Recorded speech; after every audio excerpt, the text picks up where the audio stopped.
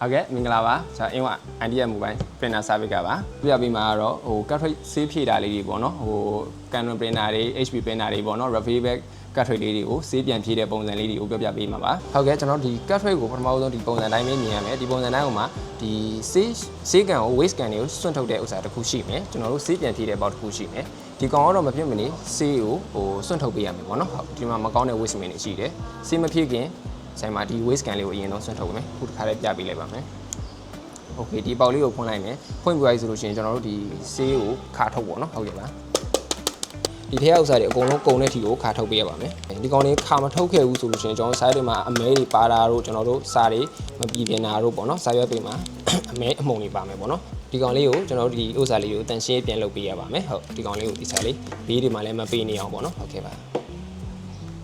ကျွန်တော်တန်ရှင်းလုပ်ပြရဆိုလို့ရှိရင်ဒီအဖုံးလေးကိုကျွန်တော်တို့ပြန်ဖုံးလိုက်ပေါ့နော်အရင်လွယ်ပါတယ်ကျွန်တော်တို့ဒီဆေးဖြည့်မဲ့ပေါက်လေးတွေကိုပြန်ဖွင့်လိုက်မယ်ပေါ့နော်ဟုတ်ကဲ့ပါကျွန်တော်တို့ဒီဝယ်လာတဲ့ဆေးဘူးလေးကိုဆေးမထည့်ခင်မှာကျွန်တော် mix လုပ်ပြီးပေါ့နော်နည်းနည်းလေးလှုပ်ပြီးအဲကြောင့်ဒီကောင်လေးကိုပါကင်ဖောက်လိုက်ပါမယ်အရင်လွယ်ပါတယ်ကျွန်တော်ဒီကောင်ကိုဆေးပြန်ဖြည့်မယ်ဆေးကိုတော့နည်းနည်းလေးလှုပ်ပြီးဖြည့်ပြီးကျွန်တော်ဒီကောင်လေးပြေသွားပြီဆိုရပြီအရင်ကြီးစောင့်ထည့်စရာလည်းမလိုပါဘူးဒါ refill တွေကျက်သွားပြီဆိုလို့ရှိရင်လည်းဆေးကအလုံးမလုပ်ပါဘူးโอเคပြေသွားပြီဆိုရပြီဒါကြီးပြည့်နေအောင်မထည့်ပါနဲ့ကျွန်တော်ကတ်ထွက်အိမ်နဲ့ဒီကောင်လေးကဒါကြီးကျက်သွားလို့ရှင်မရပါဘူး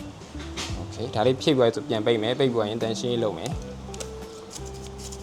ထွက်ကောင်းမကောင်း mix ခောက်ပေးလိုက်ပါစီးတွေကျနေရဆိုလို့ရှိရင်တော့အပေါက်တွေမလုံတာတော့ဘာလို့တစ်ခုခုဖြစ်ပါမယ်အဲ့ဒါလေးချက်လိုက်စစ်ပါကျွန်တော်ပြပြပေးတဲ့ဥစ္စာလေးကတော့အရင်လွယ်ပါတယ်သုံးခုကအဆင်ပြေတယ်ဒါပေမဲ့ cartridge တွေကိုတော့စီးခဏခဏဖြည့်သုံးလို့မရဘူး cartridge တွေတအားစီးဖြည့်သုံးတာများလို့ရှိရင်လည်း printer တွေပြတ်တတ်ပါတယ်အနည်းဆုံးဟိုပေါ့2ကြိမ်သုံးမဟုတ်3ကြိမ်လောက်ဆိုလို့ရှိရင် cartridge တွေကိုအသစ်လဲပြီးတော့သုံးသင့်ပါတယ်เนาะအခုလိုမျိုးဒီ toner နဲ့ပတ်သက်တာတွေ printer နဲ့ accessory နဲ့ပတ်သက်တဲ့ဥစ္စာတွေအကုန်လုံးကျွန်တော်ဒီ design မှာရပါတယ် cartridge တွေဆို laser printer Canon printer HP printer တွေအတွက်လည်းရပါတယ်နောက်ပြီးကြရင်ကျွန်တော်တို့ inkjet printer တွေအတွက်လည်းရပါတယ်เนาะ Epson color printer တွေအတွက်လည်းဆေးရပါတယ်ခင်ဗျာ